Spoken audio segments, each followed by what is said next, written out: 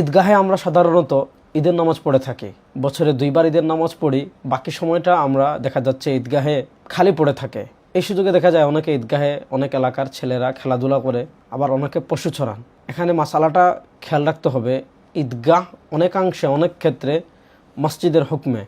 আল্লামা ইবনে আবিদিন শামী রহমতুল্লাহ আলাইহি তার ফতোয়া শামীতেও এই কথা লিখেছেন যে ঈদগাহ মসজিদের হুকমে। সুতরাং ঈদগাহে খেলাধুলা করা কোনো অবস্থাতেই জায়েজ নেই। ঠিক তেমনিভাবে ঈদগাহে পশু চড়ানো এবং পশু পেশাব পায়খানা করা, সেটাও কিন্তু শরিয়ার আলোকে জায়েজ নেই। হ্যাঁ, ঈদগাহে যদি ঘাস থাকে তাহলে সেই ঘাস কেটে নিয়ে, অনুমতিক্রমে কেটে নিয়ে আপনি আপনার পশুকে খাওয়াতে পারবেন। কিন্তু মসজিদে যে কাজগুলো আপনি করতে পারেন না, খেলাধুলা মসজিদে করতে পারেন না, পশু মসজিদে চড়াতে পারেন না, যেহেতু ঈদগাহ অনেকাংশ মসজিদের হুকমে, এজন্য যে কাজগুলো মসজিদে করা যায় না সেই কাজগুলো ঈদগাহে করা যায় না।